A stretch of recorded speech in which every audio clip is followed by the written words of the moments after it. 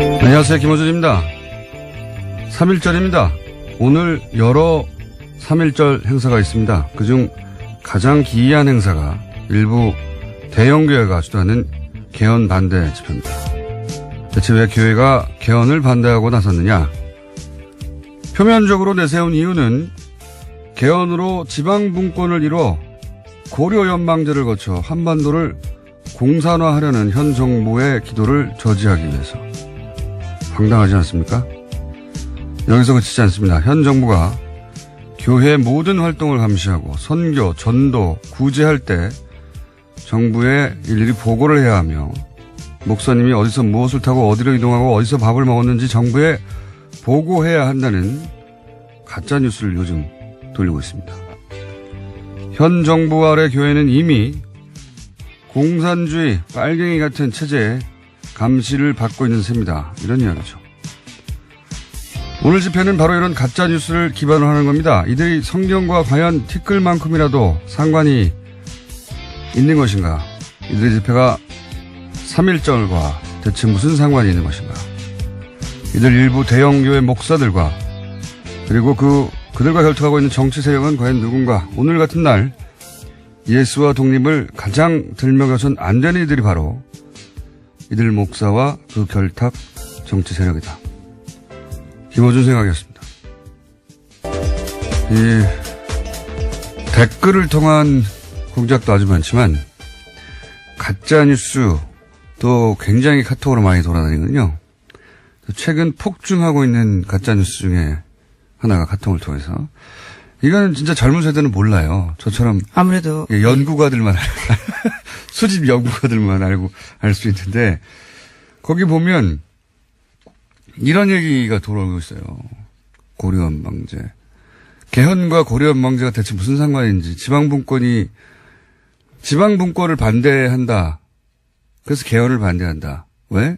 고려연방제로 갈 거기 때문에. 고려연방제로 가면 북한이 되기 때문에. 이 놀라운 논리 아닙니까? 예, 이렇게 돌리고 있어요.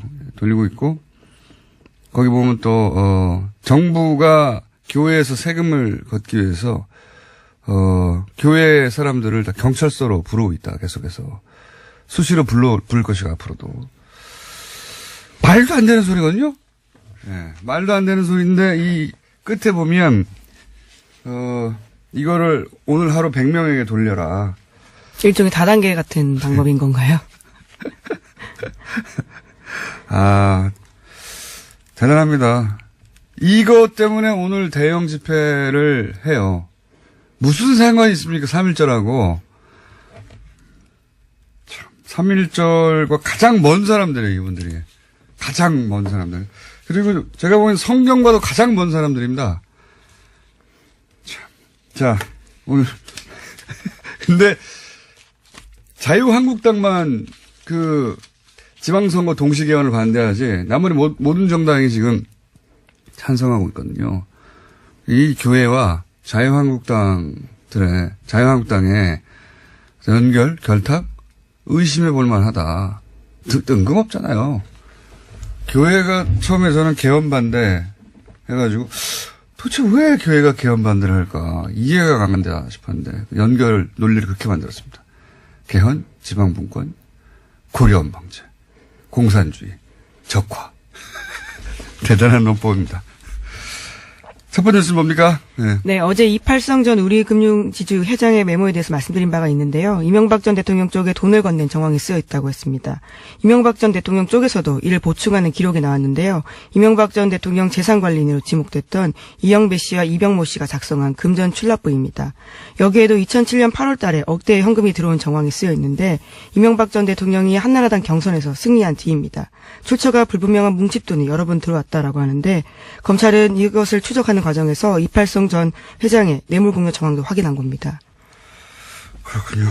어쨌든 오늘 잘 모른 채 이 집회에 가시려고 하는 교인들도 계실 수 있잖아요. 왜냐하면 엄청나게 참석 독려를 하고 있거든요. 예. 목적은 이러하다는 거, 목적이 이러하다는 걸 아시고 가실 분들은 가셔야 한다. 예. 그 목적에 동의하지 않으면 거기 엉뚱하게 태극기 들고 있는 인원으로 동원되는 겁니다. 자, 이게 재밌어요.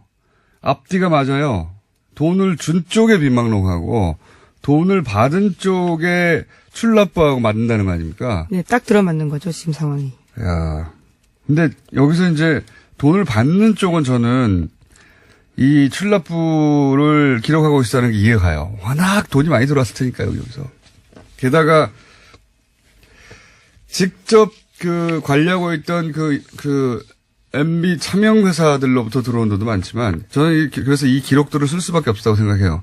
도대체 어떤 돈이 어디서 들어왔는지 기록하지 않고 그 많은 갈래들을 어떻게 기록하겠어. 게다가 또 이렇게 사이드로 들어온 돈들. 예. 근데 준 사람은 이걸 왜 아직도 쏘고 있었을까요? 네, 그래서 압수수색 할 때요, 이것을 황급히 없애려고 했다고 합니다. 메모 찢어버리고 입안에 넣으려고 했는데 검찰이 제지했다라고 합니다.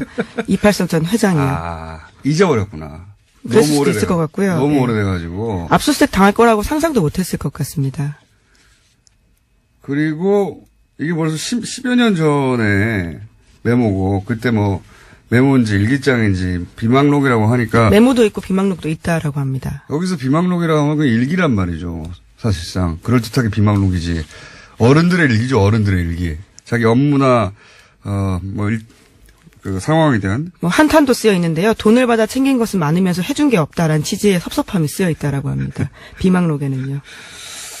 그런데 이렇게 이제 준 사람과 받은 사람 쪽 사이드의 비망록 혹은 메모, 그 다음에 그 금전 출납 부분은 나왔고, 중간에 배달하는 사람들이 사위라는 거 아닙니까? 배달한 사람이. 그렇죠. 이명박 전 대통령의 사위 이상주 삼성전자 전무인데요. 관련한 진술도 오늘 아침 조선일보에 좀 나왔습니다.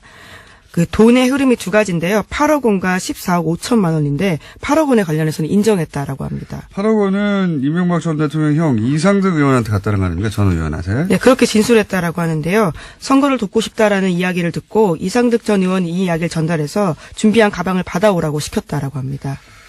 그런데 이제 이명박 전 대통령한테 갔다고 메모에 써 있는 14억 5천에 대해서는 인정 안 한다는 거 아닙니까? 지금 배달. 네, 그에 대해서는 혐의를 부인하고 있습니다. 돈은 들어왔어요. 그렇죠? 돈은 들어왔으니까 둘 중에 하나네요. 정말 8억만 배달했거나, 그러니까 14억 5천은 배달자가 따로 있거나, 또는 이걸 인정하게 되면 이명박 전 대통령으로 간 돈의 배달은 인정하지 않는 거지 않습니까? 그렇게 되면 이게 문제가 아니라 그 이후 다른 배달까지 다 본인에게 넘어올 수 있고, 게다가 본인은 삼성전자에 있었기 때문에, 그리고 지금 다스 대납이 일어난 그 미국의 로펌을 고용한 삼성전자 아닙니까? 그 삼성전자의 그 로펌을 사실은 지휘할 위치에 있는. 네, 임원 중에 하나입니다. 네, 총괄하는 지위에 있었단 말이죠. 그러니까 본인이 담당이었어요. 그러니까 그 돈의 흐름 속에 본인의 책임 소재도 분명히 있을 수 있는데, 게다가 이명박 전 대통령과 삼성의 거래가 그것뿐이 아니라 추가적으로 더 있었다면 계속해서 등장할 이름인데, 본인이 또 검찰 출신이고 법률가 아닙니까? 어딘가에 선을 그어야 되겠다 싶었던 것 같아요. 근데 어쨌든 일단 이미 돈 배달의 통로가 된 것까지, 그게 이상득이든 MB든 SD든 MB든 그건 드러난 거죠, 이제. 예. 네, 그래서 대질하자라고 검찰이 제안했는데 이에 대해서 받아들이지 않았다라고 합니다. 받을 수 없겠죠. 예. 여기서 저는 주목한 대목이 이겁니다. 이팔성 전 회장. 모르는 사람이 아닌 거예요, 현재. 동문으로 알려져 있고. 그런데 제가 10년, 근데 이 사람한테도 14억 5천이라고 하는, 이 사람에게도, 예, 14억 5천이라고 하는 인사와 관련된 14억 5천 작은 돈이 아니에요. 네, 그렇죠. 예. 지인인데도 받는 거잖아요. 예? 얼마나 클리어합니까? 사적 관계와 이 돈 거래가 얼마나 완전히 분리되는 거예요. 제가 10년 이상 지켜본 이명박 전 대통령의, 뭐랄까요. 사람 관계는 전부 돈의 관점에서 봐야지 이해가 됩니다. 마음은 뭘로 표현해요? 돈으로 표현하는 겁니다. 이분은. 네, 그것도 2007년 대선 과정에서 준 돈이 있다고 하는데요. 그것이 부족했던지 인사청탁이 들어지지 않았다라는 식의 이야기도 나오고 있습니다. 그 이야기는 이분이 이제 잘못 이해한 거예요. 내가 동문이고 또 지인인데 뭐 14억 이 정도 좀 가면 뭐 자리 좀 오지 않겠나. 예, 처음엔 8억이었습니다. 예. 뭐 결과적으로 14 예. 얼마. 나중에 또 14억 5천만 원이 가고요. 예. 총 이쪽 형제한테 보낸 게 22억이 넘잖아요. 22억이 어디 작은 돈입니까? 22억을 움직일 만한 돈이 있는 분인 거죠. 근데 이제 본인이 원하는 자리에 못 갔어요. 불만도 많이 써 있었다는 거 아니에요. 그랬다는 것은 더 많이 준 사람이 있었다는 겁니다. 그렇게 생각해야 되는 거예요. 마음을 돈으로 표현한 분입니다. 돈으로 표현한 마음만큼만 받아들이는 것이 이명박 전 대통령이에요. 예. 그러니까 이분 하나가 아니다. 제가 보기에는 절대 마음은 돈으로 표현된 것만큼만 받아들이는 그렇게. 네, 그래서 대왕록을 보면요. 당시에 2008년 초에 이명박 전 대통령을 원망하는 대목이 꽤 나온다라고 합니다. 그때만 하더라도 여러 차례 이름이 올랐는데 다 낙하산 논란으로 전문성이 떨어진다는 이유로 낙마했었거든요. 자, 더 많은 돈을 받은 사람도 있을 겁니다. 네. 그러니까 이 주요 보직에 간 사람들을 있었습니다. 그때 당시에 금융기관에 주요 보직에 간 사람들. 네, 당시 4대 천왕이라고 해서도 낙하산 논란이 있었습니다. 김승리, 어윤대 그리고 강만수 이렇게 있었습니다. 아는 사람이었으니까 이런 건 없겠지. 라고 생각하면 오산입니다. 다 있었을 것이다, 다. 예. 제가 봐온 이명박 전 대통령은 그렇게 공과사를 엄격하게 구분하시는 분입니다. 네. 자, 다음 뉴스는 뭡니까? 네, 삼성에 대납한 다스 소송비가 알려진 40억 원 말고도 더 있다라는 보도를요, 어제 저녁 SBS가 했습니다. 애초 알려진 금액보다 20억 원 더 많다라는 단서를 검찰이 확보했다라는 건데요. 어제는 이와 관련해서 삼성그룹의 재무 책임자였던 최도석 전 삼성카드 부회장을 소환했습니다. 자, 삼성은 여기서 싸게, 싼 티켓 끊고, 이제 빨리 가고 싶겠지만, 이제 시작이라고 저는 봅니다. 이제 시작. 삼성 관련해서는 계속 나올 것이다. 검찰도 이 정도에서 절대 덮으면 안 된다고 봅니다. 사실 이재용 부회장이 안 나왔으면 시작되지 않았을 수 있거든요. 이게. 예. 이재용 부회장의 석방을 그렇게 무리하게 했으면 삼성도 대가를 치러야죠. 예. 다음 수는요? 네, 검찰이 이명박 전 대통령 아들 이시영 씨가 다스를 지배하기 위해서 프로젝트를 꾸몄던 정황을 확보했다라고 합니다. 서울중앙지검 첨단범죄수사 1부에서 확보한 문서인데요. 서울 서초구 영포빌딩 압수수색 과정에서 프로젝트 J라는 이름이 붙여진 문건을 확보했다라고 합니다. 이 문건에 따르면요, 2010년 하반기 이상은 다스 회장 지분을 이시영 씨에게 옮겨서 다스를 사실상 이시영 씨가 보유하게 한다라는 내용이 담겨 있습니다. 프로젝트 J가 아니고 Z. 아, 그렇죠. 예, Z입니다. 예. 알파벳 끝. 예. 예. 여기서 끝내자 이런 얘기겠죠. 예. 아들한테 건네주고 끝내자 이런 얘기겠죠. 아마도 여기 핵심이 이 프로젝트가 그러니까 이명박 전 대통령의 형 이 회장과 예, 이상은 다스 예, 회장. 이상은 예. 회장과 그 아들 이동영 부사장은 모르게 이 프로젝트를 진행했다는 거 아닙니까? 그러니까 어쨌든 지금 명부상 실소유주는 아니지만 명부상 소유주로 되어 있기 때문에 이걸 알면 명부상 소유주라는 걸 이용해 가지고 예 뭔가 요구를 크게 할 수 있다. 이것도 더 돈을 아끼려고 그러는 거예요. 그래서 이제 형과 그 아들이 돈을 많이 요구할 수 있으니까 그걸 몰래 진행해 가지고 회사를 아들에게 넘겨주려고 했던, 예, 꼼꼼한 우리 이명박 전 대통령의 프로젝트 Z가 있었다. 네, 이에 대해서 공모한 강경호 사장과 정학용 부사장도 사실을 이에 대해서 확인했다라고 하고요. 또 이시영 씨도 관련해서 자신과 관련된 혐의는 모두 부인했었는데 이 사실만은 부인하지 못했다라고 합니다. 그렇겠죠. 어떻게 부인합니까? 서류가 나왔는데, 문서가. 프로젝트 Z라고 이름 써가지고. 자, 다음 수는요? 네, 김관진 전 국방부 장관이 2009년 로키드 마틴 등 미국 방산업체 로비회사 직원으로부터 돈을 받은 사실이 국군 기무사령부 문서로 드러났습니다. 김관진 전 장관이 미국 워싱턴에서 방문 연구원을 잇던 2009년 8월인데요. 당시에 작성된 군 기무사 보고서입니다. 재미교포 권모 씨가 김 전 장관에게 우리 돈으로 1억 원을 전달한 로비 정황을 포착했다라는 내용인데요. 이 돈은 리빙스턴 그룹이라는 회사를 통해서 전달됐다라고 쓰여 있습니다. 리빙스턴은 로키드 마틴과 같은 방산업체 이권을 대변하는 회사입니다. 드디어 이제 주요한 또 다른 출발점에 섰네요. 예. 다스 대납으로 삼성과 이명박 전 대통령. 여기가 진짜 몸통이라고, 예. 이명박 전 대통령, 을 오랫동안 연구 추적해왔던, 예. 저나 주진우의 공통된 결론이거든요. 여기가 진짜 몸통이다. 여기가 대한민국의 진짜, 헌정사상 가장 강력한, 종합비리가 여기서 터져나올 것이다. 생각했는데, 그게 출발점에 섰다고 보고, 검찰 할 일 너무 많네요, 이거. 몇 년 해야 될 것 같은데. 또 하나가, 방산비리. 그렇죠. 예, 방산비리. 최근 몇 년간의 방산비리의 정점에 서 있다고 계속 거론됐던 분 중에 하나가 김관진 전 장관이거든요. 이분을, 말도 안 되게 석방시킨 신광열, 맞죠? 네, 신광열 수석 부장판사입니다. 네, 신광열 수석 부장판사님. 정말 말도 안 되게 석방시킨 신광열 수석 부장판사님은 이 김관진 전 국방장관의 뉴스가 나올 때부터 같이 거론하기로 저는 하겠습니다. 그에 대한 책임도 지셔야죠. 예, 물론 그때는 댓글과 관련된 혐의이긴 했는데요. 이번에 네. 추가로 혐의가 나온 겁니다. 어쨌든 이분이 그 안에서 수사를 받았으면 진작 나왔을 얘기가 지금에서 지금, 그리고 안 나올 수도 있었어요, 제대로. 왜냐하면 김관진 전 장관이 로키드 마틴 장학생이었다는 얘기는 정말 오래전부터 있었던 얘기입니다.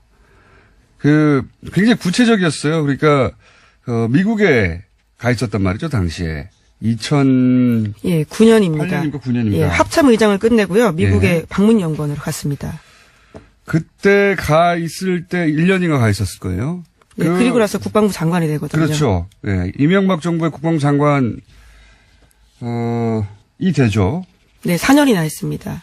그리고 나서 또 박근혜 정부로 계속 이어져 가지고, 군 라인의 최고 정점까지. 네, 나중에 청와대 국가안보실장까지 네. 하고요. 근데 이제 그때 밥값, 아파트값, 골프, 일책, 모든 비용을 다 돈을 대줬는데 그 돈을 대준 회사가 바로, 로키드 마틴이다. 예. 네, 로키드 마틴과 관련되어 있는 회사라고 아직까지 나와 있는 상황인데요. 네. 그 끝에는 로키드 마틴이 있을 거라고 보이긴 합니다. 그렇죠. 그 앞에 예. 껴있는 로비 업체는 로비 업체가 누군가를 대행하는 거지 자기들이 자기 이익을 챙기는 게 아니거든요. 그 뒤에 로키드 마틴이 있다. 로키드 마틴은 여기서는 이제 굴지에 KBS는 방산업체라고 했는데 굴지가 아니고요.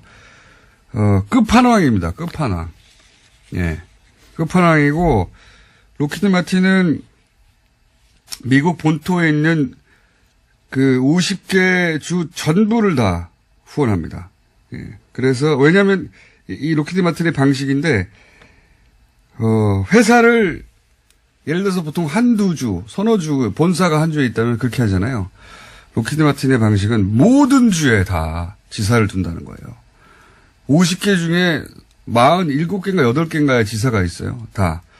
그리고 그런 식으로 해서 그 주의 모든 정치인과 엮이게 만드는 로키드만의 방식입니다. 그렇게 해서 미 의회를 장악하는 거죠. 예.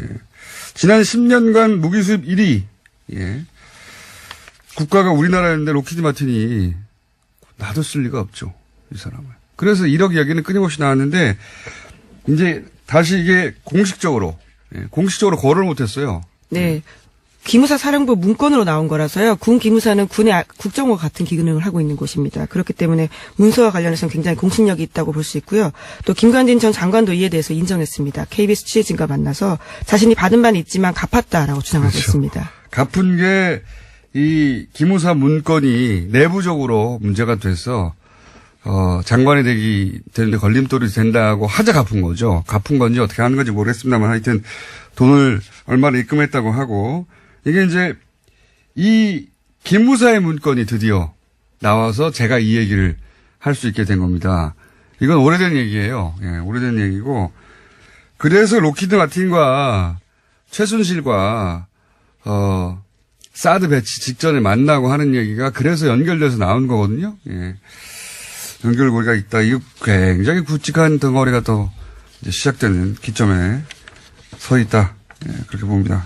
삼성과 함께 방산비리 역시 대단한 복마전의 영역이죠. 예. 김선 문건이 나왔다. 석방시킨 수석 부장판사 성함이 어떻게 된다고 그랬죠? 네, 신광열 부장판사입니다. 다음 뉴스는요. 네, 강원랜드 채용 비리 및 수사 외압 관련 소식인데요. 안미영 검사가 용기 있게 수사 외압을 증언한 바가 있습니다. 이에 대해서 뉴스공장에서도 여러 차례 전해드린 바가 있는데 검찰은 강원랜드 채용 비리 수사 과정에서 전직 고검장이 기소 예정 사실을 유출한 정황을 담긴 녹취 파일을 확보했다라고 합니다. 하지만 수사지휘부가 논란을 우려해서요. 이것을 증거 목록에서 해당 고검장의 이름을 빼도록 수사검사에게 외압을 넣었다라는 겁니다. 네, 이거 왜 뺐느냐 다시 한번 설명드립니다.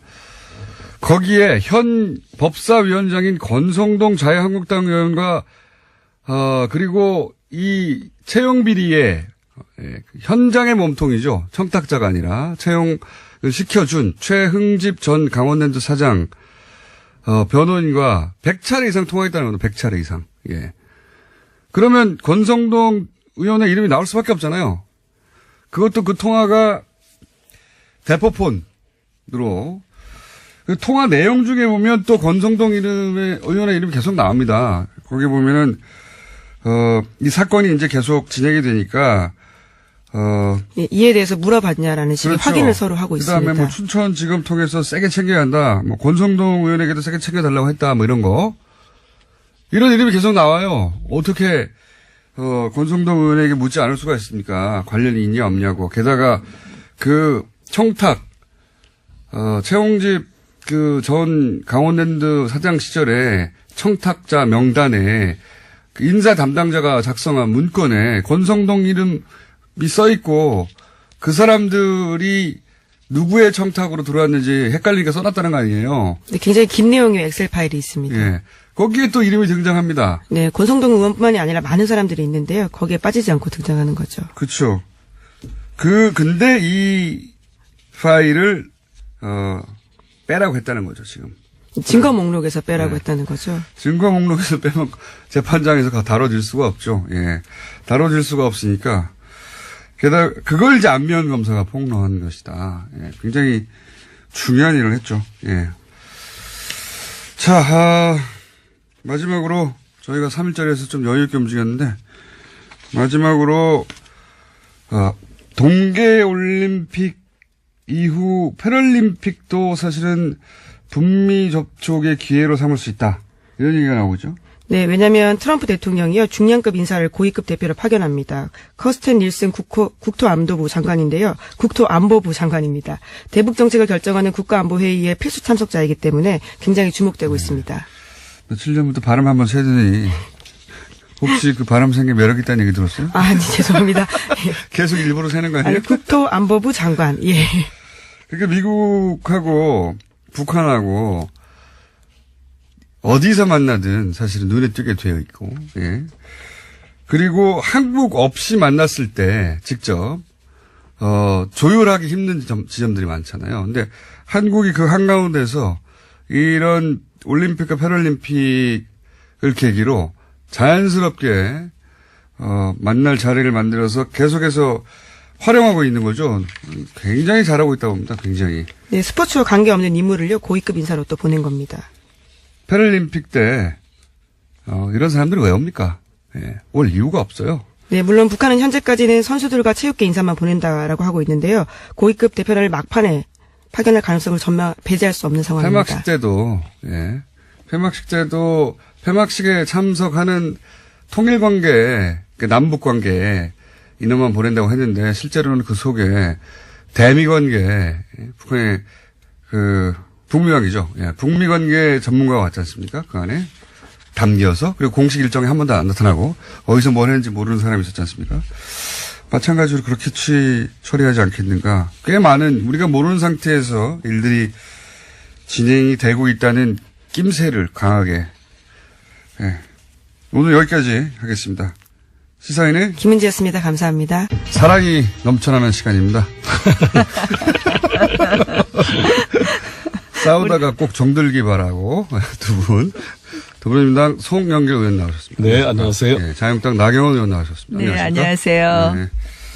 자, 러브스토리가 흐르는 가운데 흐른다고 생각하시고 오늘은 나경원 의원님이 먼저 뭔가 유리한 이슈가 있으면 아니 뭐 유리한 이슈가 아니라 저희 이제 러브스토리 나오길래 저희 막 웃었는데요.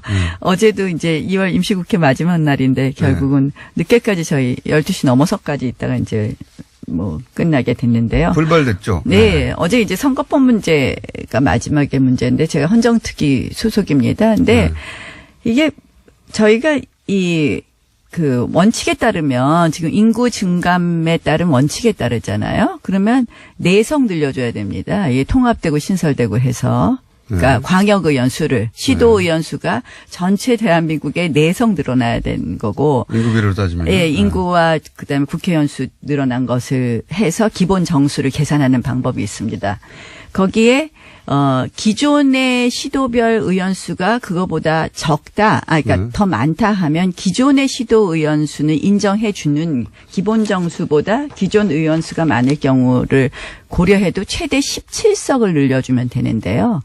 어제 느닷없이 낮에 이제 우리가 이제 가장 문제가 이 모든 쟁점 법안들, 뭐 쟁점 사안들이 전부 다 이제 원내대표들이 다 들고 가고 흥정하잖아요. 선거구 획정 문제 말씀하시는 건가요? 네, 그러면? 선거구 획정 문제가 그래갖고 갑자기 27석으로 늘어갖고 온 거예요. 그래서 이 소위 표에 게리맨더링 얘기 하시는 거구나, 이게. 전문용어로. 뭐 게리맨더링 이상이죠. 그래서 표의 등가성도 안 되고 그래서 저희가 국회의원들만 어제 특별히 관심 있는 사안인데. 아니 그게 아니라 오늘 이제 시도의원 왜 이렇게 많이 늘어났냐 이런 비판이 나오는데 그래요? 정말 어제 안타까웠습니다. 그래서 이 부분을 짚어보려고 했는데 저희가 다시 뭐 이걸 처음부터 다시 하기에는 시간적 한계가 있어서 일단 어제 헌정특위에서는 통과를 시켜놨기 때문에 큰 혼란은 없을 겁니다. 내일부터 등록. 어제 선거구 획정 문제로 크게 여야 간에 논쟁이 있었군요. 네, 이게 정말 갑질 아니겠어요? 오늘 예비선거 등록을 해야 되는데 선거구를 획정해주지 않으니까 지방의회 출마할 분들이 예비 등록도 못하고 있는데 그러니까 아니요, 평소에 이제 좀 그 국회 보이콧하지 마시고 좀 미리미리 아니 그게 공부를 해서 아니라 이걸 제출을 무슨 해줬어야지. 말씀이에요? 어제 잠도 못 낮에 자고 말이죠. 이게 나도 어제 의원회관에 잤어요. 집에도 어제 못 들어가고. 낮에 지도부에서 갑자기 그러네. 27석으로 합의를 해왔는데 거기 보면요. 오케이, 얼마나 그건 자기들이 웃기게 잘 합의가 돼 처리해서. 있냐면 인천의 경우에요. 같은 53만 구가 2개 있고 51만 구가 하나 있는데 53만 구 2개인 남동구하고 부평구는 인천광역시 의원이 6명으로 갑자기 늘어나고 51만인 서구는 4명이에요. 2만 차이에 2명의 광역의원의 차이가 있다는 거는 도대체 표의 등가성에 맞지가 않죠. 그러니까 저희가 예민할 이거는- 수밖에 없다. 그러니까 이거는 지역에. 예. 우리의 이익 불이익 문제가 아니에요. 인천 서구 늘려줘봤자 저 바른미래당하고 더불어민주당 그러니까 이 국회의원인데요. 김영철 저희는 논란 하지 원칙을 마시고 지키자는 이거 거예요. 이것 원칙을. 가지고 좀 미리미리 국회에서 좀 아니, 논의를 많이 이거는 했으면 좋을 것 같아요. 이건 여야의 문제가 아니라 지금 아니, 이런 그러니까 식으로 해서 이 상임위나 또 위원회에서 좀 원칙을 갖고 하는 부분이 갑자기 이렇게 무시되고 나영원님의 주장은 하는 이게 거에 원칙이 대해서 원칙이 지켜지지 않은 부분에 지켜지지 대해서 않았다는 예, 것이고 말씀을 송 드립니다. 의원님은 그리고 결과적으로는 의원 수가 엄청 늘어나지 않았습니까? 저는 특위위원이 아니라서 구체적인 건 모르지만 그래서 좀 우리 국회가 김영철 이 왔다 간 사람 가지고 어제 긴급 현안 질의까지 한 거잖아요. 그런 정성을 반이라도 쏟았으면 이 문제는 이미 해결됐다고요. 자, 왜 김영철로 이거 가지고 넘어왔습니다. 불필요한 국회를 공전시키고. 자, 왜 김영철 이게 지금 저희 문제인지 아, 그러니까 모르겠어요. 김영철 갑자기 이걸 예. 이상하게 공격하시는데요. 네. 아니 그 어제도 그거는 긴급 현안 질의 하면서 제가 처음 질의를 했는데 좀 답답해서 지금 지방의원 수를 말하고 있는 겁니다. 지금 국회의원이 아니라 그죠? 네, 그렇습니다. 네. 그러니까 오늘 비판이 국회의원들이 본인 수족인 지방의원 수 늘렸다 이런 비판 받지 않습니까? 네. 결국 그래서 원칙 없이 저희가 하면 안 된다 이런 이야기입니다. 오히려 나 의원님은 그렇게 늘리는 거가 문제가 아니라 원칙이 없다 이렇게 아니, 지적했을 늘리는 뿐이다. 것도 문제예요. 그렇군요. 예, 네. 알겠습니다. 그래서 네. 뭐 원칙에 따르면 최소 4석 최대 17석 이상 늘어나면 안 되는데 27석 늘어났고. 송 의원님은 진작에 일 좀 잘하지 이런 이야기고요. 자, 더 넘어와서 김영철로 넘어오겠습니다. 네. 김영철이 왜 그렇게까지 자유한국당에 중요했습니까? 아, 저희가 왜 반대했느냐고요? 반대 정도가 아니라 최근 최대의 퍼포먼스를 하신 걸로 제가 최근 6개월. 아시다시피 이제 저희가 이 받을 수 있는 사람과 받을 수 없는 사람 결국 그 천안함 폭침의 주범 아니겠습니까? 김영철은 우리 다 아시다시피 그 당시에 이제 대남 정책국 부분이 북한 개편되면서 국방위원회 직속인 정찰 총국의 총국장을 맡았었기 때문에 김영철만은 안 된다라는 것이었고요. 결국 그래서 그러한 어떻게 보면 김영철의 방남에 대해서 노하지 못한 문재인 정부에 대해서 굉장히 저희가 우려가 큰 것이죠. 결국 김영철 방남은 국민 여론의 역풍을 가져왔다고 봅니다. 그랬기 때문에 결국 처음에는 청와대가 뭐 폐막식 다음날 하루 종일 비어 있다 해서 청와대에 올 것 같이 이야기했다가 결국 청와대에서는 만나지 못하고 폐막식장에서 문재인 대통령이 만나신 거 보면요. 결국 김영철 방남은 오지 말아야 될 사람을 문재인 정권에서 받아들인 것이고 이것으로 국민 역풍이 왔다고 생각을 합니다. 저런 식으로 접근하면 남북 문제를 해결할 수가 없어요. 저 태영호 공수하고도 제가 통화를 해봤더니 이렇게 누구를 가리는 것은 적절치가 않다는 지적입니다. 대북 전문가들 누가 이야기하듯이. 그리고 박근혜 정부가 했을 때도 똑같이 했잖아요. 2014년 10월에 김영철이 군사회담에 나왔는데 군사회담에서 그런 문제를 제기했어야지. 이 올림픽이라는 것은 아니죠. 전쟁하는 상황에서도 전쟁을 중단하고 회담의 당사자하고요. 바라는 게 그다음에 올림픽이 우리가 아니겠습니까? 손님으로 오는 건 그리고 다르다는 겁니다. 황병선은 연안함 폭침의 주범이라고 지적했던 사람 아닙니까? 회담의 당사자하고 그분은 아예 군복을 입고 왔어요. 2014년 10월. 황병선은 나중에 황병서 최영애는 아예 군복을 입고 왔잖아요. 황병선은. 그리고 김무성 대표 그때 그 만나신 그 사진을 어제 제가 올려봤는데 네, 너무 맞습니다. 환한 웃음으로 화기애애하게 대화를 하고 계시던데. 황병선은 이제 김정은 후에 김정은이 들어온 후에 이제 등장한 사람이고요. 저희는 이렇게 생각해요. 황병서와 지금 해야 될 최영애라는 사람은요. 현재 넘버 2입니다. 현재는 최현의 넘버 2죠. 아들일 뿐만 아니라 김정일, 김일성 3대 1에서 충성을 한 최핵심인데 이런 자, 이렇게 사람이 봅시다. 실제 결국 지시 국민 없이 여론 이게 역풍으로 인해서 김영철이 도발이 왔다 갔는데 가능하겠습니까? 깜깜이 방문을 했어요. 전혀 지금 목소리도 내놓지 못하고 아니, 사진 한 장 중요한- 내놓지 못하고 있습니다. 이거 잘했다고 생각하면 그렇게 하겠습니까? 이 그리고 중요한 나서 문제를 김영철의 방남에 대해서 미국과도 상의해서 결국은 왔다는 거 천안함 아닙니까? 폭침의 이낙연 총리 주범이 답변을 아니다를 넘어서 주범이라고 단정할 수 없다를 넘어서 마치 북한 소행마저도 이 부인하는 것 같은 느낌이 드는 거예요. 지금 결국 저는 이 정부가 원칙을 이번에 갖고 중요한 북한 게 그 문제를 같이 접근하지 따라왔던 않으면 안 된다는 최강일 거죠. 씨하고 저는 김영철을 앨리슨 대화에 후크간의 그 만남을 아니 중계하는 게 의미가 있었다고 저기 생각을 합니다. 남북이 잠깐만요. 뭐- 오늘 사우트가 너무 구분이 안 돼가지고 웬만하면 제가 특별히 또 아니, 중요한 봐보세요. 선거가 미국과의 대화 용이 있다는 걸 밝힌 것은 의미가 있는 거 아니 아니겠어요? 대화 그리고 용의 우리가 대화가요 내용이 최초로 다릅니다. 대통령께서도 비핵화 아니 문제를 언급을 송영길 했어요. 의원님 저기 북한이 비핵화 대화 얘기하는 것 같습니까? 자 미국이요 아니, 어제 대화를 마크네퍼 시작하는 겁니다. 아니 말씀 잘 자, 들어보세요. 오늘은 너무 싸우는 대화의 미국도 같이 해야 의미가 되는 거예요. 아니 대화의 미국도 의미가 북한에 대해서 다르다는 핵 선제 거예요. 공격을 하지 않겠다는 약속을 같이 아니, 해줘야 됩니다. 자, 잠깐만요. 잘 같이 들어보세요. 논의가 시작되는 겁니다. 이제. 북한은 두 분 잠깐만요. 자신이 핵 일단 보유국을 나 의원님 발언하십시오. 먼저. 아니, 그러니까 예, 예. 대화의 의미가 다른 겁니다. 네. 핵심이 뭡니까 여기서 아니 문제. 그런 것도 북한은 만나서 이야기를 해야 될 거 잠시만요. 아니겠어요? 만나서 자, 왜 아무것도 이야기를 해야 발표하지 안 말리는데 못합니까? 오늘은 정말 말리는. 왜 아무것도 발표하지 못합니까? 유의미한 합의가 없거나 발표했잖아요. 아니면 발표하면 역풍날 것밖에 아니 없는 미국과 대화 합의가- 용이했다는 걸 발표했잖아요. 그거는 아니죠. 자, 그럼 여기서 제가- 대화가 뭐가 다르냐면 제가 두 설명드릴게요. 분의 대화가 들리지가 않기 때문에 예. 북한은 쟁점이 자신을 예. 핵 보유국으로 인정한 상태에서 핵군축 대화를 하자는 거예요. 거기서 핵심은 미국은 비핵화 대화 아니면 안 하겠다는 겁니다. 미국이 김영철 돌아간 다음에 어제 마크네퍼 대리대사가 바로 기자간담회 했어요. 왜 했겠습니까? 우리는 일단 김영철 비핵화라는 넘어갔나요? 원칙 김영철 이야기하지 않습니까? 김영철은 깜깜이 방남을 했고 첫째 깜깜이 그다음에 방남이다. 결국 김영철 방남의 결과는 저는 아까 김영철 방남 자체가 국민 여론의 역풍을 가져왔고 역풍. 김영철 방남의 결과는 미국 등 국제사회의 역풍을 가져올 것이다. 미국 사회의 역풍이. 대화를 이야기하지만 대화가 지금 달라요. 이쪽은 저 핵국가를 인정하는 거에서 군축하자는 거고 이쪽은 비핵화를 전제로 하자는 거예요. 이 갭을 어떻게 메꿀 것이냐.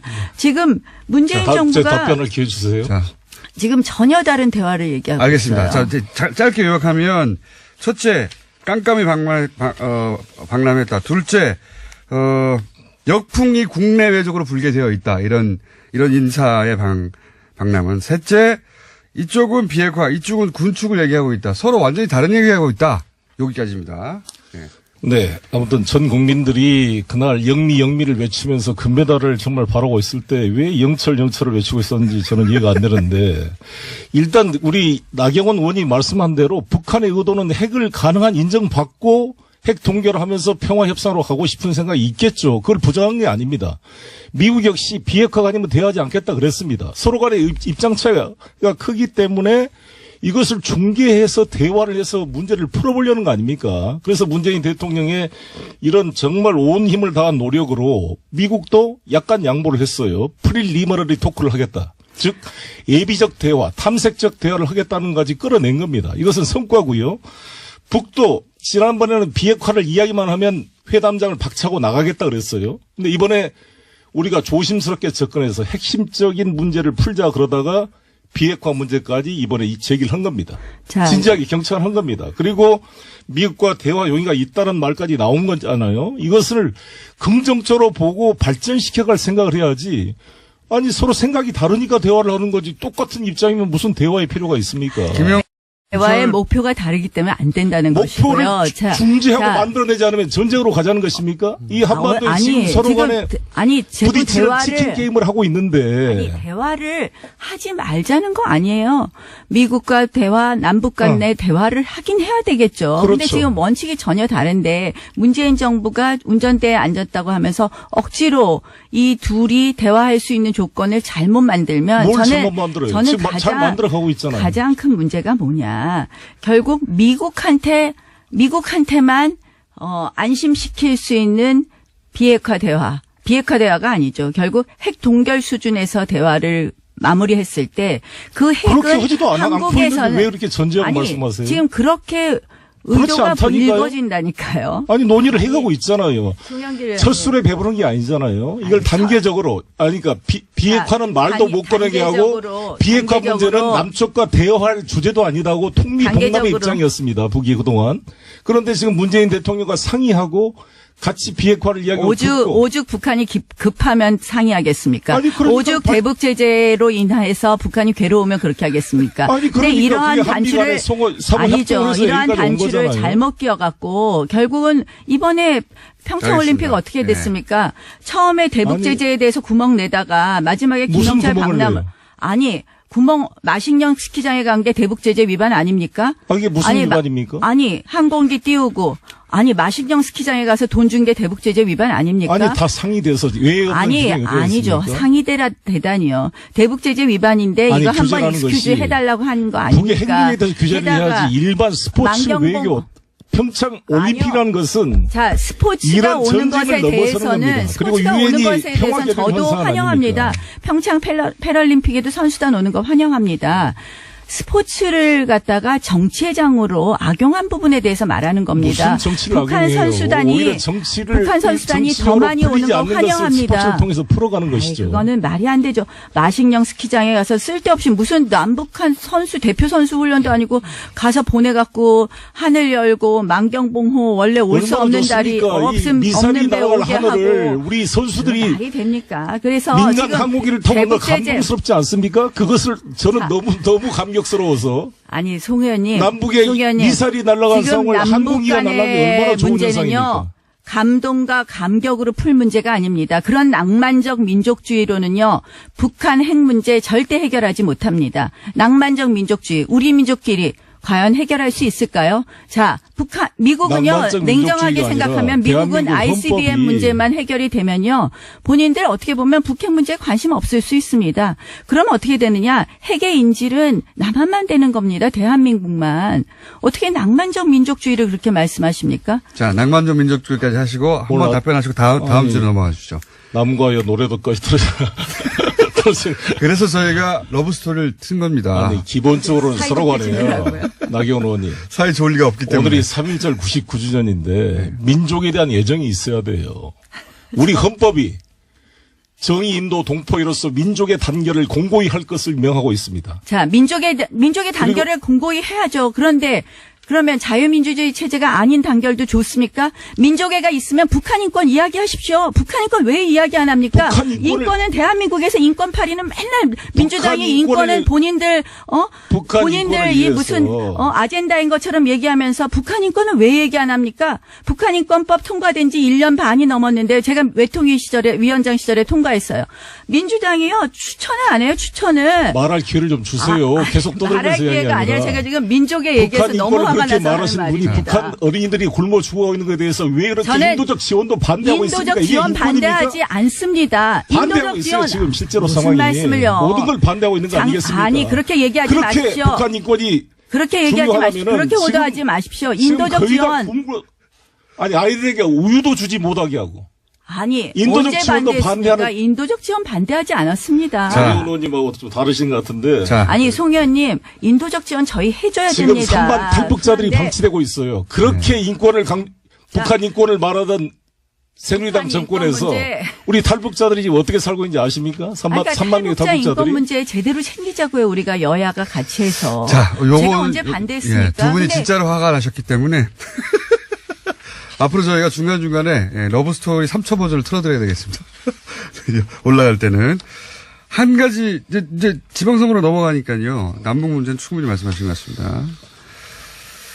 제가 이 3.1운동 99주년인데 우리 나경원 의원께서 1948년 8월 15일을 건국으로 대한민국 건국으로 인정하지 않는 사람은 대한민국 건국절 논란 정통성을 한번 더 부정한 해볼까요? 사람이다. 이렇게 말씀을 했던데 지금도 그런 견해를 가지고 계십니까? 이제 그거는 아니 역사학자의 논의가 있는 3.1운동으로 거예요, 대한민국 지금. 정부가 건국된 걸 인정하지 않습니까? 지금도? 아니 3.1운동 이거 남북 문제는 아니니까 예, 들어보겠습니다. 임시정부가 수립된 것이죠. 대한민국 정부가 수립되죠. 건국됐다고 이승만 대통령이 지적을 했어요. 그리고 국회 자, 로텐다운에 왜 가서 이게 문제가 되는지 재헌헌법 아세요? 동판을 보신 적 있습니까? 1919년하고 1948년 왜 이게 문제되는 것인지 아십니까?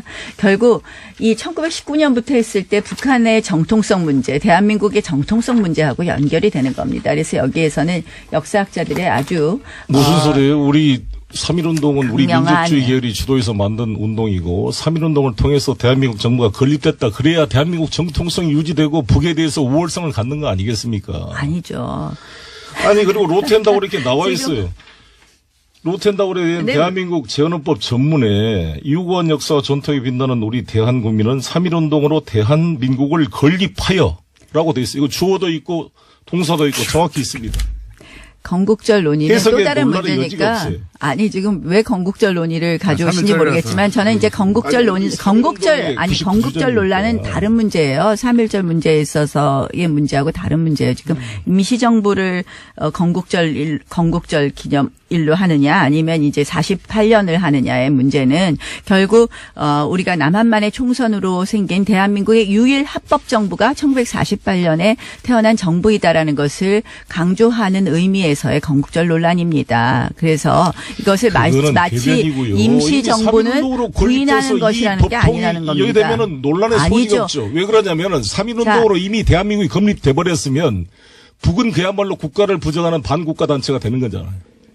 자, 훨씬 더 정통성이 알겠습니다. 확립이 되는 거죠. 그리고 전혀 그 부분에 저도 대해서 논의가 다르다는 말씀. 질문 하나만 할게요. 두 분께 동시에 짧게 답변 주시면 되겠습니다. 지방선거이기 때문에 자유한국당과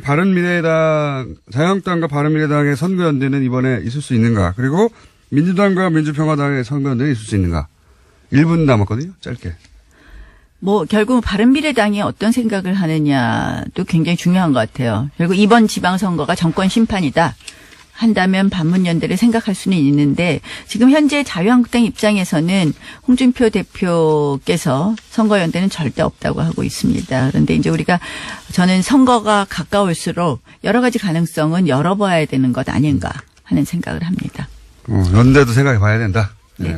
근데 안철수, 유승민 두 분이 정치를 할 때 양당의 세력에 대한 패권에 대한 심판을 하겠다 이렇게 하신 분들이 다시 자유한국당과 연대를 한다는 것은 스스로의 자기 부정이라고 생각합니다.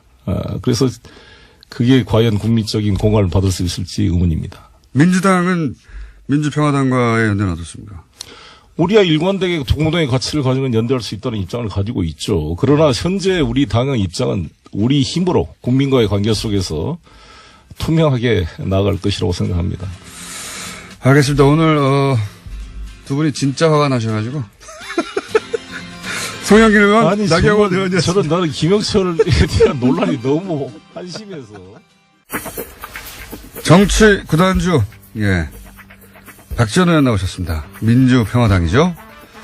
평화민주당, 민주평화당 헷갈립니다, 계속. 예. 다 알아듣는데 공장장 지능이 낮습니다. 자, 오늘 어디서부터 시작할까요?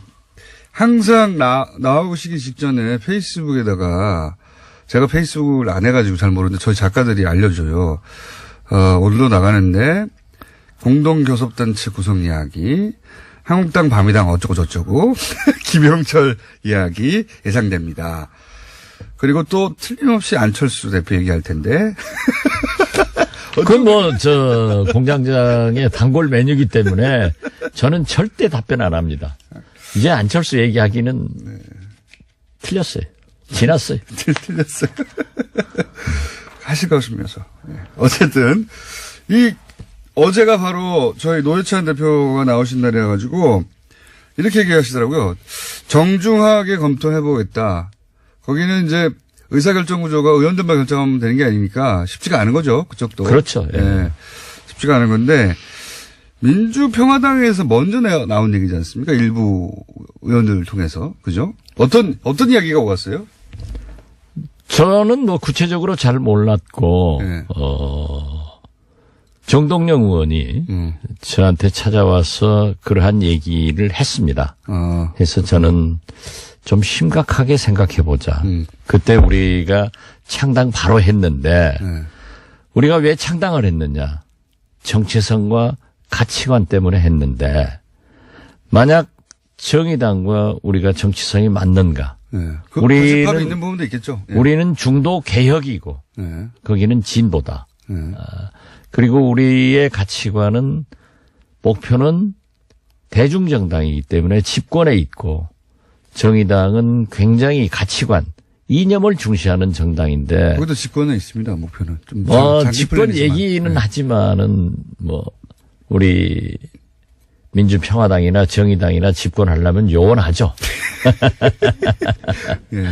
그래서 여러 가지 얘기를 했는데 이제 결론적으로 보면은 우리 당 의원들은 원내 교섭단체가 아니니까 굉장히 국회 그렇죠. 의정 활동하는데 서러움을 받아요. 원내 교섭단체가 되는 것이 왜 중요한지 일반인들에게 좀 설명해 주십시오. 간단하게. 잘 모르거든요. 국회의원 안 해보면. 첫째는 모든 의사 일정의 결정은 예. 원내 대표 간에 합의가 돼야 됩니다. 그러니까요. 그러니까 그 논의의 대상에 못 들어가고. 그래서 국회 운영에 전혀 참여의 길이 없는 거예요. 이렇게 모르는 채 일정이 끌려다녀야 되는 그렇죠. 거죠. 모르는 채 전혀. 그리고 또 상임위 본위로 국회가 운영되는데 상임위에서 원내 교섭단체 대표들만 간사로 참여한단 말이에요. 예. 그러니까 17개 상임위에서 전혀 예. 상임위 할 때도 관계가 안 돼요. 그러니까 주제도 정할 수 없고 일정도 정할 수 없고. 맨 처음에 정의당과 우리 민주평화당의 공동교섭단체 구성할 때 그렇게 하면은 국고보조가 연 51억이 더 나옵니다. 만약에 그런 교섭단체가 되면. 그렇기 때문에 지금 각 정당의 재정이 아주 어려우니까 우리가 국고보조도 받을 수 있고 그렇게 국회 운영도 할 수 있다. 운영도 참여할 수 있다. 그래서 제가 한 얘기는 그거예요. 우리가 당당해야지. 과거 정치가 아니다. 국민들이 국민의 혈세 51억을 같은 당도 아니고 다른 당이 공동교섭단체를 만들어가지고 더 받는다고 하면은 얼마나 많은 비난이 따라오겠느냐. 응원도 있을 수 있습니다. 그리고 정반대로 중앙선관위에 문의를 해보자. 당장에 문의를 해보니까 공동교섭단체를 구성하더라도 전례가 없지 않습니까? 정당이 다르면은 국고보조가 안 나와요. 그러니까 조금 사실상 좀 주춤했던 건데. 그렇구나. 그런 이유도 있군요. 지금 제가 어제 김영철 방남 북한 사람들 한국 온 것에 대해서 현안 질의를 했어요. 그런데 한 3시간 전에 합의를 해가지고 장병원 원내대표가 우리 당에서는 한 사람이니까 예. 뭐 나갈 사람 없으니까 좀 해달라. 예. 그래서 평소 실력으로 나간 거예요. 저는 대북 실력이 있잖아요. 그렇지만 전문가시죠. 예. 어제 저녁 이렇게 뉴스를 보니까 예. 어떤 방송국은 네. 전부 2사람, 4사람 하는데 우리는 빼더라고요. 그게 그리고 예, 맞습니다. 이 한국당 예. 여기는 3사람 하는데 3사람 멘트를 쓰더라고요. 그래서 야, 아직도 저런 편집을 하는구나 했는데 그러한 것에 굉장히 서름을 받아요. 그렇죠. 맞습니다. 그렇기 때문에 언론도 예. 언론도 기본적으로 교섭단체가 아니면 일정도 조절 못하죠. 주제도 조절 못하고 그냥 부르면 가고 그리고 뭘 이야기할지는 가서 알게 되는 비교섭단체에 대해서는 보도도 잘 안 해요. 안 하죠. 예. 예, 그렇기 때문에 그러한 것을 해결하는 의정활동을 하기 위해서는 그런 필요성이 있습니다. 그런 필요성이 그렇지만 있죠. 아직도 예. 우리가 과연 정치선거 가치관을 무시한 채 해야 되는가 이렇게 되니까 우리 당에서 결과적으로 박지원이만 반대하는 것으로 돼 있어요. 그러니까 지금 대표님은 그 전반적인 분위기는 필요가 있다는데 대표님은 야 이건 좀 고민해 봐야 된다. 유보적인 스탠스이시군요. 그리고 정치인데 예. 이러한 것을 하기 위해서는 첫째 예. 대국민 설득이 필요합니다. 예. 그리고 그렇죠. 오늘 아침에 이런 질문도 해 주신 게 예. 우리가 설득하는데 평가를 할 거예요. 예. 듣고 이제 그리고 사람들이 평가하겠죠. 더 중요한 것은 정의당은 방금 말씀하셨지만은 의원들의 생각보다는 전당원 투표를 하거든요. 거기에서 어떤 결과를 나올까를 모르니까 조금 더 대화를 해보자. 좀 더 고민해보자. 이런 거예요. 같이 그러나 고민을 많이 저는- 해봐야 되겠죠. 예, 그러나 예. 가장 좋은 것은 문재인 대통령이 좋을 거예요. 민주당이 좋은 거예요. 민생이 좋나요 이게? 지금 개헌, 예. 선거제도 개편, 적폐청산, 개혁에는 우리가 자동적으로 민주당, 민주평화당, 정의당이 함께 하고 있습니다. 범진보 블럭이라고 불리죠. 그렇죠. 예. 그러는데 최근에 창당된 바미당이 밤이다. 자기들은 부인하면서도 급속도로 예. 한국당화 돼간단 말이에요. 지금 뭐든지 같이 하는 거예요. 지금 같이 어제 하고 대정부 같이 하고 있나요? 현안 질의도 똑같아요. 그래요? 예. 그러기 때문에 현안 질의 못 봐가지고요. 예. 우리가 좀 그런 면에서 근데 이제 선거에서는 절대 연대하지 않는다고 그러잖아요. 절대. 그 절대가 어디 있어요. 그렇게 가고 있는데. 아니, 나 깜짝 놀란 게요. 어제 유시민 대표가 예. 모대학 강연 가서 유시민 대표가 아니고요. 유시민 작가입니다. 참, 자꾸 난 유승민 대표가 유승민. 예, 유승민 예, 유승민. 대표가 모대학 강연에 가서 한국당이 반성하고 거듭나면은 바미당이 있을 이유가 없다. 이렇게 벌써 선언했더라고요. 그러니까 그 그런 길로 말까지? 예. 가는 거예요. 반성하고 거듭나면은 바미당이 존재할 필요가 없다. 반성과 거듭의 기준이 있나요? 그건 자기가 생각하기 나름이죠. 그렇기 때문에 네. 뭐 지방선거 단일화나 모든 이념, 대북 문제도 똑같잖아요. 그리고 어제 질문도 똑같아요. 그러면 그렇게 되면 특히 유승민 대표가 이렇게 한국당이 반성하고 거듭나면은 바른미래당이 있을 이유가 없다 하는 것은 우리가 처음에 지적한 대로 통합의 길로 가고 있는 거예요. 네. 제가 안철수, 남경필 이 두 분의 주적 발언도 주적이 아픈 게 아니에요. 네. 단일화로 가는 그 길목에서 박지원이가 콕 집으니까 그게 아픈 거예요. 그게 들켰다고 봐서. 그렇죠. 예. 연대 안 한다고 그랬는데 네. 그런데 지금 현재 모든 게 그렇게 가고 있잖아요. 지금쯤이면 자유한국당의 서울시장 후보군들이 계속 거론돼야 되는데 잘 등장하지 않고 있죠. 맞죠? 예. 그래서 어쩔 수 없이 그러니까 그렇게 예. 제가 점쟁이라니까요. 그리고 그 점은 점쟁이시죠. 예. 근거에 의거해서 한 거예요. 예, 정보에 의해서. 예. 예. 정보 첩보에 의해서. 그러면 결국 안철수 대표가 자유한국당과 바른미래당의 어떤 새로운 결합체 속에 들어갈 수 있겠네요.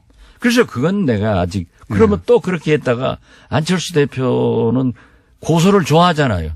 또 고소하니까 저는 모르겠어요. 그렇게 하면은 저는 그러구나 이렇게 참 좋은 이해를 하겠습니다. 좋은 이해를. 예. 그래 저는 그래요. 예. 이렇게 유승민 대표가 한국당이 반성하고 거듭나면 바른미래당이 반미당이 존재할 이유가 없다라고 했으면은 우리 박주선, 네. 김동철, 주승용, 권은희 이런 분들은 김관영 의원이요. 특히. 김관영 예. 죽어도 한국당하고 척결의 대상이기 때문에 같이 안 한다 했는데 이러한 얘기를 듣고도 아무 말씀 안 하고 있는 그분들이 앞으로 저는 우리 민평당으로 오실 거다. 그러니까 저는 지금 이 순간에도 그분들 비난하지 않습니다. 올 거예요. 올 것이다. 그런 시점이 아니, 되면. 어떻게 지금 보세요. 박주선 의원 선거구에서는 부청장, 광역기초위원들이 다 탈당했어. 그렇습니까? 주승용 의원 선거구도 다 탈당하고 김관영 의원 선거구도 마찬가지고 그렇게 하고 있는데 거기 어떻게 남아있겠어요? 정치인이. 이거 굉장히 어려움에 처해 있다고요. 게다가 또 이런 발언까지 나오고. 거기다 이런 발언이 나오는데 그걸 그분들이 몰랐잖아요.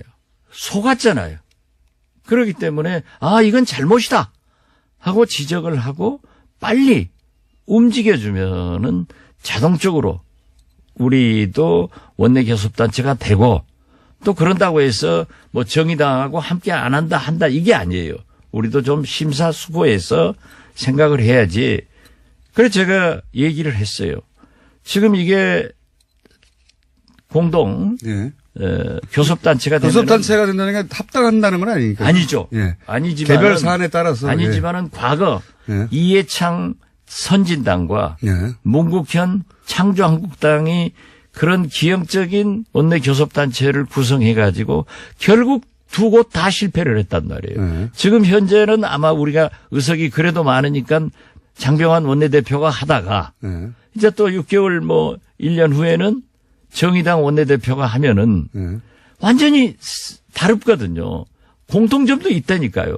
그랬을 때 과연 그것을 어떻게 극복할 수 있는가 이런 것들이 문제가 됩니다. 되긴 되겠죠. 예, 되죠. 그러나 지금 현재는 한국당 바미당의 저 가속화되는 보수화, 예. 국정 방해 이런 것을 민주당, 민평당, 정의당이 개혁 세력으로서 적폐청산하고 개혁하는데 새로운 대한민국을 만드는데 남북관계를 개선하는데 합쳐주자. 또 개헌과 선거제도 개편 문제에 대해서도 우리가 공동보조를 하자. 이런 그렇죠. 것은 나는 적극적으로 동조를 합니다. 자, 그 공동교섭단체는 그러면 양쪽 모두, 예. 깊이 논의해 보는 것으로. 예. 그렇죠. 예. 그러니까 저만 하더라도 예. 오늘 만약 이 방송을 우리 민주평화당 의원들이 들으면은 특히 조배숙 대표나 장병환 대표 예. 제일 좋아할 것은 아마 정동영 의원이 들으면은 굉장히 좋아할 거예요. 박지원 대표도 마음이 바뀌고 있구나. 처음에는 좀 더 강하게 반대하셨군요. 난 절대 안 된다. 처음에는. 이걸 예. 설득해야 된다. 예. 그리고 어떻게 우리가 국고보조 더 받으려고 그런 짓을 안 하냐. 국가부조가 새우선은 아닌 것 같아요, 지금 보니까. 네, 그러면은 바로. 근데 그거는 맞죠. 다행히 오히려 잘 됐어요. 없으니까 예, 더 잘 된 그러니까 거죠. 예. 국민들이 이러한 것을 필요한이 아니냐만 지금 현재 따지면 이번 평창 올림픽을 치르고도 물론 일부 보수 국민들에서는 절대 우리를 비난하겠지만은 많은 남북 평화를 바라는 국민들, 개헌과 선거제도 개편 이런 것을 바라는 국민들은 오히려 지지를 해줄 수 있으니까 우리가 또 설득도 하고 또 뭐 솔직히 말씀드려서 정의당 당원들도 이해를 해서 만약에 우리가 합의를 했는데 정의당 당원들이 당원 투표로 부결시켜 버리면은 우리가 되겠느냐. 모양이 그러니까 좀 이런 웃죠. 것들이 네. 굉장히 설득의 기회다. 네. 그래서 아마 정동영 의장 들으면 기분 좋아할 거예요. 저는 굉장히 의미 있는 시도이 될 수 있고 잘만 물론 뭐 아, 공장장이야 본래 좌파니까. 민주평화당에도 저는 굉장히 힘을 받을 수 있는 아니 그러니 그 힘을 받고 안 받고는 우리가 잘 알고 있으니까 강요하지 말라니까요. 강요하지 말라니까. 그러면 우리 당으로 들어와요. 김영철 박람을 간단하게 평가해 주시면요. 그리고 가장 중요한 지금 사실 그 김대중 전 대통령이 큰 발자국을 남기셨잖아요. 남북 문제에 있어서. 그리고 나서 노무현 대통령 때 한 번 기회가 있었고 그 10년간은 뭐 전혀 다 망가진 채였다가 다시 세 번째 기회가 오고 있는 것 같은데 김영철 박람 자체는 사실 중요한 거 아닌 것 같아요. 누가 왔든 간에. 그것도 굉장히 중요합니다. 그렇습니까? 왜냐하면은 예. 지금 어느 정도 와 있다고 보십니까? 평가를 해 주십시오. 김영철, 예. 최희 예.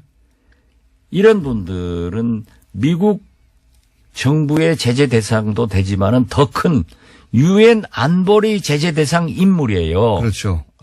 그리고 거의 500명 정도의 박람단이 네. 우리 박람을 했지 않습니까? 예. 그러한 것은 안보리 미국의 제재 대상입니다. 미국이 다 근데 허용해 줬다는 그런데 거니까? 그것을 예. 저는 문재인 대통령 이 정부가 미국을 잘 이해해가지고 협력 속에서 이루어진 거기 때문에 상당히 의미가 있다. 그 자체로. 예. 저는 예. 그렇게 봅니다. 그런데요. 그렇게 말씀하시니까 그러네요. 제가 예. 어제 그 국회 현안 질의에서도 얘기를 했지만은 사실 역대 보수 정권에서 훨씬 남북관계 개선을 위해서 역사적으로 잘했습니다. 예. 제가 노태우 정권 때 북방 외교. 제가 예. 그 실력 없으면 제 말을 들으라니까요. 자꾸 그렇게 하면은 방송이 송영길 나경원 방송돼.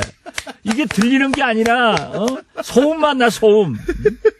이런 방송을 듣고 우리 TBS 애청자들이 예. 아 박지원이 실력이 있구나. 네, 알겠습니다. 그리고 죄송합니다. 이렇게 됐구나 하지. 그렇게 자꾸 잡으면 넣어. 실력을 자, 뽐내주세요. 보세요. 제가 2000년 6.15 남북 정상회담의 특사로 그렇죠. 북한 네. 측 인사들을 만났을 때 네. 그분들이 얘기하는 거예요. 그런데 역대 보수 정권이 진짜 남북관계 개선을 위해서는 큰 공을 세웁니다. 네. 박정희의 남북 7.4 공동성명, 네.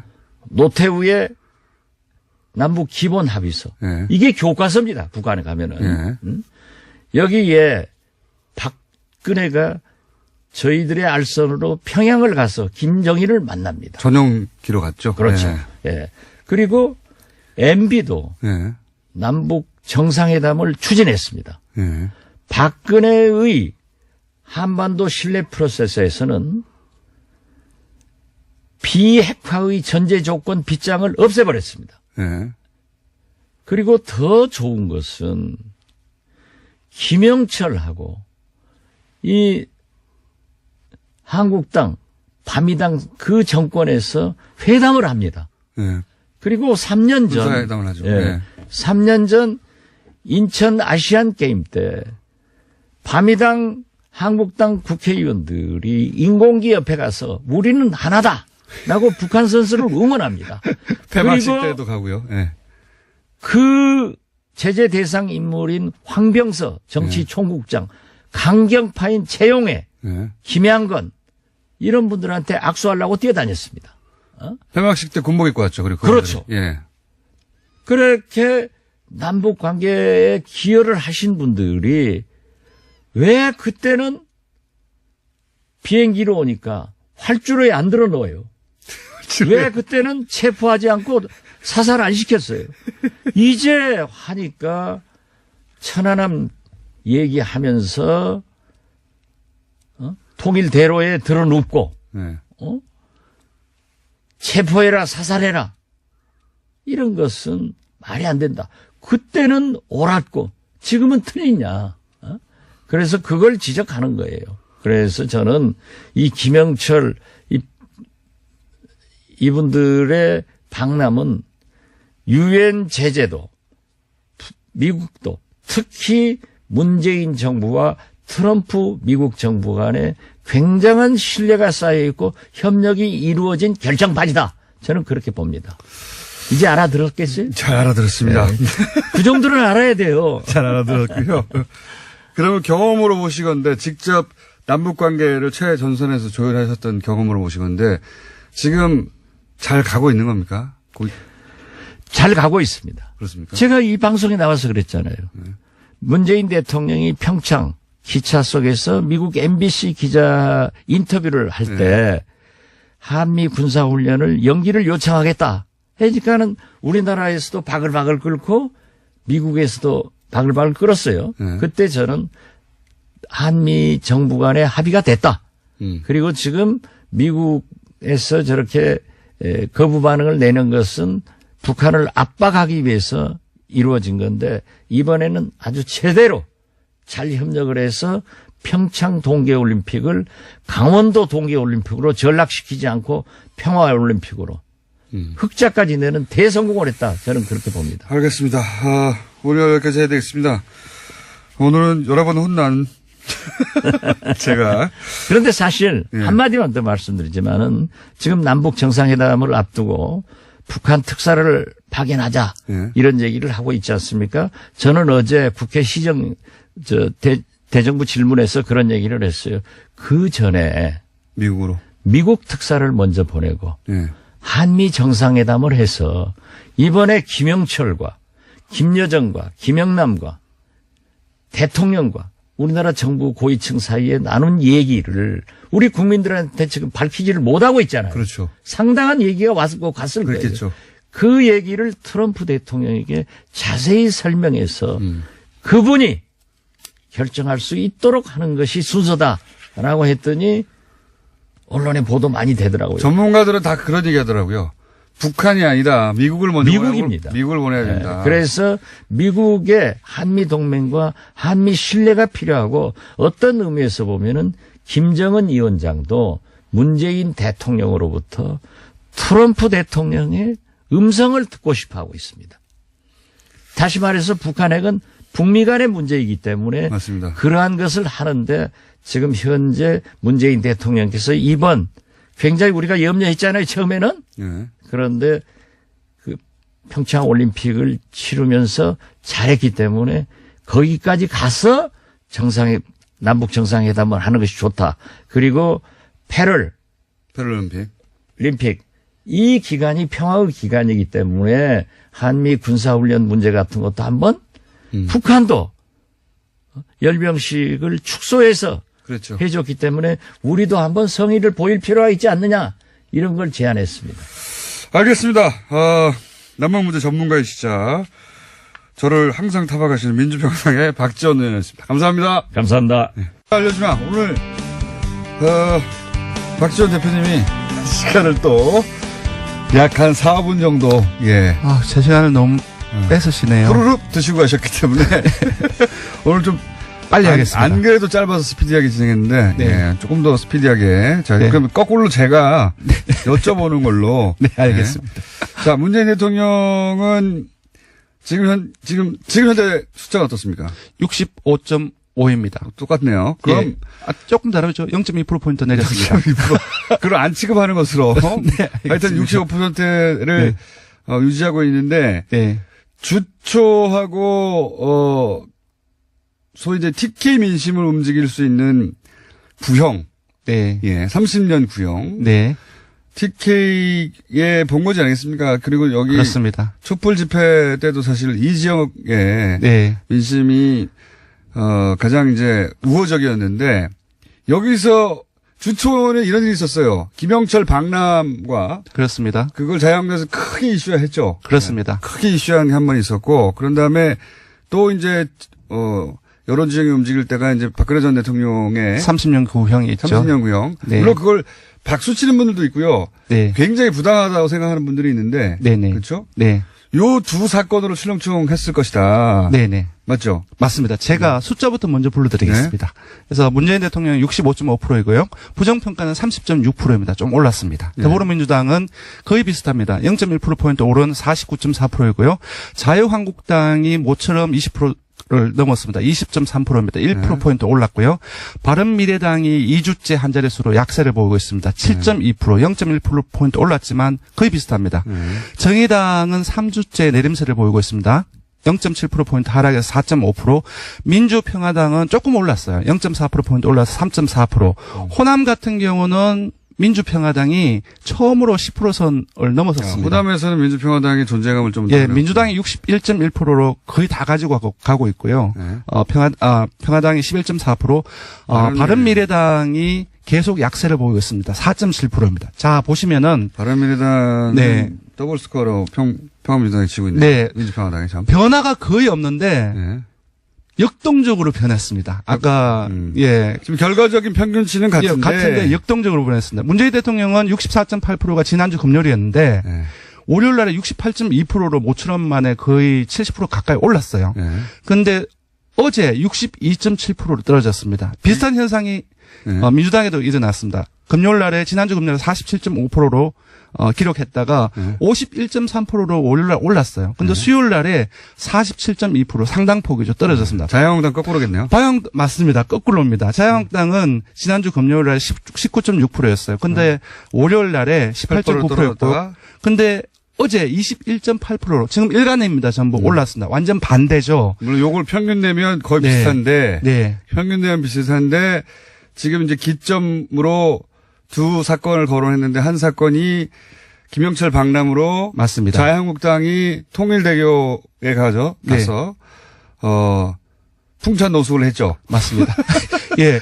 지금 저희들이 그때 확 떨어졌어요. 예, 저희들이 보고 있는 것은 통일개교의 그러한 어떤 퍼포먼스. 모습들, 퍼포먼스가 사실상 일반 국민들 같은 경우 이미지로 판단하는 게 되게 많거든요. 그렇죠. 예. 이제 장제원 의원의 모습이라든지 그런 걸 이미지로 판단하기 때문에 부정적인 여론이 사실상 많이 돌았던 게 사실입니다. 네. 그래서 지금 이제 월요일 날의 변화는 사실상 좀 장애투쟁의 그런 어떤 이미지에 어떤 부정적 효과로 인한 반사이기 아닐까라는. 노력과는 상관없이 네. 확 떨어졌어요. 맞습니다. 네. 근데 이제 화수요일날 거치면서 이제 당청 같은 경우는 많이 떨어졌고 네. 한국당과는 올랐지 않습니까? 네. 박근혜 대통령에 대한 30년 구형 이것이 정말로 컸던 것 같아요. TK 지역에서 네, 이것이 극명하게 굉장히, 맞습니다. 예, 극명하게 드러나는데 예. TK 같은 경우는 문재인 대통령 지지율이 거의 지지율이 낮아졌을 때도 TK에서도 긍정평가가 높았는데 네. 아주 정말 제가 보기에는 한 두세 번째인 같은데 두세 번째 만에 부정평가가 높게 TK에서 나타났습니다. 그렇죠. TK 60대 이상 네네. 보수층에서 박근혜 전 대통령 30년 구형에 대해서 네네. 이거 선거도 아니에요. 맞습니다. 구형인데 이제 구분을 잘 못하는 경우도 있으니까. 예, TK에서 9.8%포인트 빠져가지고 38.8%가 나왔고요. 민주당 역시 많이 빠졌습니다. 27.1% 나왔고요. 한국당은 40%대로 올랐었습니다. 되게 비슷했는데 네. 예, 지금 많이 TK 에서. 벌어지는 상황입니다. TK에서 박근혜 전 대통령 구형인데 네네. 예, 선고가 아니라 구형인데도 이미 30년 감옥에 들어가는 걸로 결정된 것으로 받아들인 연령대들이 네네. 많이 있어요, 실제로. 네네. 예. 그리고 그런 효과도 있고. 네, 그렇습니다. 요 TK 지역에서의 여론의 큰 폭으로 움직임. 그러니까 이것도 역시 자유한국당이 노력하고는 상관없어요. 네네. 상관없이 앞에 것은 자유한국당의 노력과 정반대로 네네. 지지율을 깎아먹은 거고 이번엔 자유한국당의 노력과 상관없이 네. 박근혜 전 대통령의 선고만으로 이렇게 큰 폭수로 움직였다. 예, 지금 시간이 없어서 더 말씀드리기 힘들지만 보수층에 대한 어떤 자유한국당으로의 결집 현상도 상당히 많이 나타나고 있고 이러한 현상은 조금씩이긴 하지만 선거가 이제 지선이 얼마 남지 않았지 않습니까? 계속 자유한국당의 지지율은 조금씩 높아질 가능성이 매우 높다라는 그렇죠. 생각이 듭니다. 이 전선에 서야 되니까요. 선거 네. 때는 네. 지금 이제 자유한국당의 고민이 이제 확 될 것 같아요. 네. 자유한국당의 노력으로 올라가는 경우는 별로 없는데 네. 박근혜 전 대통령 때문에 이렇게 훅 크게 움직이면은 근데 박근혜 전 대통령 관련해서 친박들 다 출당하거나 근데 이 뭐, 효과 같은 예. 경우는 사실상 오래 일시적 가지 효과에 않겠지만. 그칠 가능성이 높습니다. 선거 때 이거 이용하고 싶거든요. 정치인들은. 근데 시간이 없어서 빨리 다음으로 넘어가겠습니다. 마지막 이명박 네. 전 대통령 구속 수사해야 하는가? 저희가 물어봤습니다. 예, 이제 이제 소환이 임박했다고 지금 알려지고 있는데요. 네. 이제 숫자부터 알려드리면은 찬성한다가 67.5%이고요. 반대한다가 26.8%로 한 10명 중 7명이 대다수가 찬성을 하고 있고요. 여기서 주목할 점은 매우 찬성한다. 네. 강하게 구속을 해야 된다는 의견을 가진 사람이 52.6%가 나왔습니다. 요게 보통 절반 이제 이상이 나왔습니다. 찬성한다고 찬성하는 편이다라고 묶었을 때 보통은 매우 찬성은 한 30, 정도 되고 네, 그죠? 네. 어떤 사안이든 간에 네. 찬성하는 편이다가 거의 비슷하거나 좀 더 많을 때도 있는데 이건 네. 찬성에서는 압도적으로 매우 찬성이 많네요. 맞습니다. 전체적인 어떤 찬반 결과도 그렇지만 특이하네요. 예, 태도의 강도를 봤을 때 좀 이명박 전 대통령의 해매에 대한 국민들의 인식을 알 수 있는 부분들로 역시 대부분의 어떤 지역 모든 연령층, 정당 지지층, 진보층 중도 전부 다 찬성이 높은데 한국당과 보수층 그리고 TK하고 바른미래당이 반대가 매우 높거나 우세한 양상을 보이고 있습니다. 한국당 바른미래당의 전신인 정당에서 본인들이 뿌리가 되는 정당에서 배출한 대통령이니까 그럴 수밖에 없죠. 예. 네. 자, 조사 개요 알려주십시오. 네. 이번 주중 조사는 TBS 의뢰로 이번 주 월요일부터 수요일까지 조사를 했습니다. 전국 19세 이상 1,503명을 대상으로 했고요. 유무선 전화 면접, 자동응답 혼용 방식으로 실시를 했습니다. 표본 오차는 95% 신뢰 수준 플러스 마이너스 2.5%포인트, 응답률은 5.5%였습니다. 리얼미터 권순정 실장이었습니다. 고맙습니다. 친절한 AS 남과 여, 러브스토리 나오는 이 코너에 대해서 반응이 극명하네요. 너무 좋습니다. 이런 반응과 도통 무슨 말인지 모르겠어요. 머리가 아파요. 또 한 분은 알람을 그렇게 울려도 일어나지 않던 가족들이 이 방송을 틀었더니 다 일어났습니다.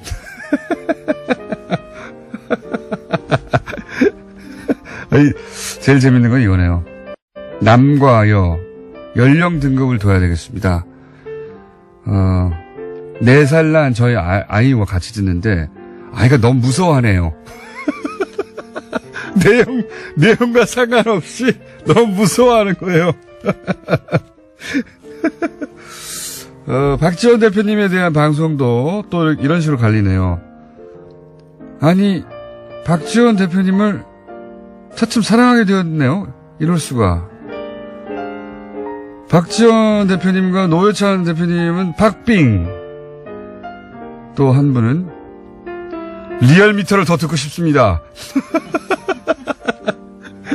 박 대표님 시간을 좀 줄여주세요. 이런 분도 있고요. 재밌습니다. 예. 그 외에 손님이 떡을 다 사고 김원준 공장장의 라디오를 듣느라 계속 그 자리에 앉아 계시네. 바빠 죽겠는데. 이거 왔군요. 병실 배틀. 어제 이제 어떤 할아버지가 TV조선을 크게 틀어놨길래 본인이 뉴스공장을 하루 종일 틀어가지고 서로 방송 배틀이 벌어졌다고 했는데 병실 배틀에서 이겼다고 합니다. 어떻게 했는지 써주셔야지. 그냥 이겼다고. 어떻게 했는지 써주세요. 김종환 씨. 네, 여기까지 하겠습니다. 네, 안녕하십니까. 3.1절입니다. 그러니까요. 저는 태극기의 의미를 정말 새롭게 찾아야 되는 날입니다. 새롭게 찾아야죠. 태극기 굉장히 많이 오늘 광장에 나올 텐데. 많이 보실 텐데. 네. 정말 이 만세 운동으로 정말 저걸 해야 되는데. 만세 운동 때 들고 나온 건데 이게. 글쎄 말이죠. 예. 네. 지금은 이제 성조기하고 세트로 들려서 가끔 이스라엘 국기와 함께 등장하고 있습니다. 이스라엘 국기까지. 제가 마침 3.1절에 오늘 뉴스공장에 나오게 돼서. 네. 일제 잔재라기보다는 일제가 우리 도시의 한 일들, 더군다나 이제 특히 경성, 서울의 한 짓들, 끔찍한 짓들을 이제 가지고 오늘 좀 얘기를 하려고 그러는데. 일제가 서울의 한 짓. 네, 한 아하. 짓들이 이제 처음 들어보는 주제입니다. 아니 이거. 근데 이게요.